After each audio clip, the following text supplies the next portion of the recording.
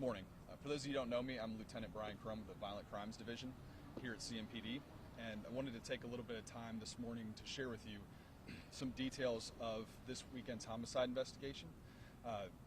This case really, the work that went into this case truly highlights the outstanding work that our folks put in collaboration with the community in order to swiftly solve just a senseless act of violence, really. The work that we put in is not unusual, but what is unusual is that we're able to share a little bit more about the case with you guys today. Oftentimes, we have to protect some information in the case, but we feel confident we can share a little bit more today with you, so we really wanted to highlight some of this great work.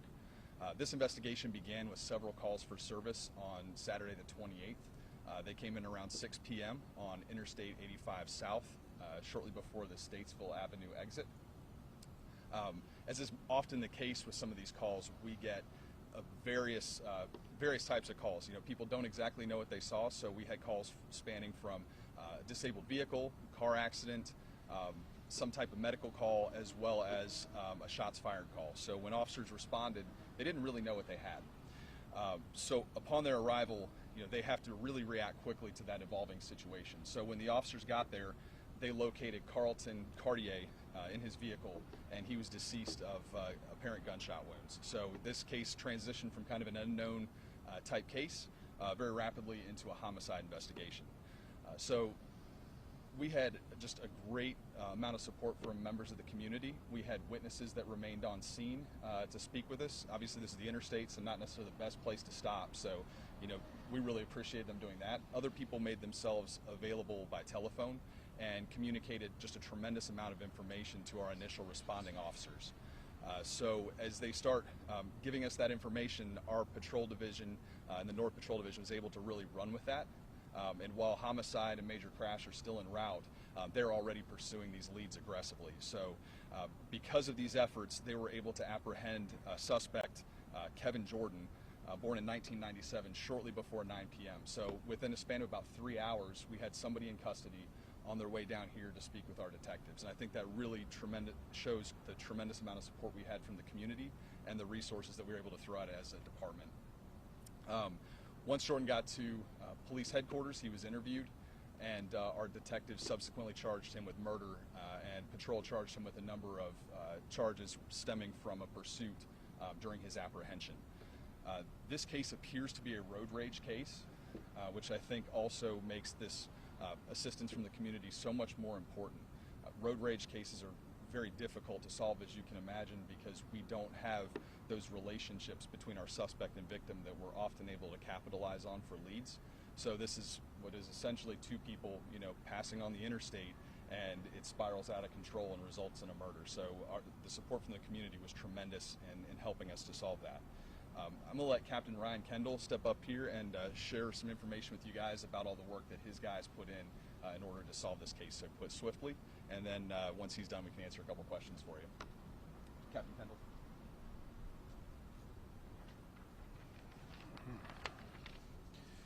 Good morning. I appreciate everyone being here. I want to take a minute to highlight some of the fantastic work by the involved officers and extend my sincere thanks, as Lieutenant Crum said, to the community members that remained on scene and made themselves available to provide information that helped us expedite this series of events that led to this quick arrest.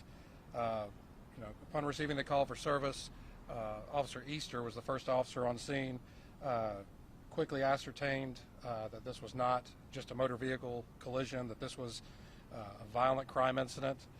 He was able to give quick and clear direction to the other responding officers. As you can imagine, shutting down an interstate any time of day is a challenge, especially at 6 o'clock on a Saturday night, makes it even more so. The North Division's second shift patrol units responded in kind.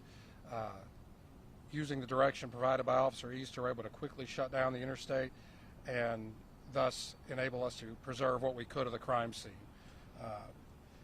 I really can't express enough gratitude to the witnesses. I know Lieutenant Crum touched on this. They made themselves available. A very chaotic scene. Individuals that remained on scene and made themselves available by phone, provided information to our officers that helped them develop the suspect and identify the vehicle he was operating. We always talk about the importance of the community and the police working together to combat crime, and especially violent crime. In this case, is a prime example of the dividends that result when that positive relationship exists. Special thanks to the North Division Crime Reduction Unit. They were working Saturday night. They worked primarily in North Division, but realizing the strain that this put on the patrol division and the other divisions that were responding, they took it upon themselves, really took ownership of this case, ran with the information that was provided to them, and were quickly able to verify the identity of the suspect vehicle involved. They developed several potential addresses for the suspect and the suspect vehicle, and moved quickly to monitor those locations. And neither of those locations were in their normal area of response, so they really kind of went above and beyond, going all across town to try and move this investigation along as quickly as possible. After a short period of surveillance, the CRU officers observed a suspect vehicle traveling near the incident location, attempted to initiate a traffic stop. The suspect refused to stop, and a vehicle pursuit ensued, followed by a foot pursuit into a wooded area. With the assistance of other patrol assets, CMPD Communications, Real-Time Crime Center, K-9 Unit, and the CMPD Aviation Unit, suspect was located and peacefully apprehended. Again, this case is just a great example of what can happen when officers and the public work together. Hopefully this helps bring some closure for the family of the victim in this case, with such a quick response and a quick arrest of the suspect. Any questions for me about this? Yes, ma'am. What do you tell people when they are in a road rage incident? What's the best way to react? The best way is to remove yourself as quickly and safely as possible.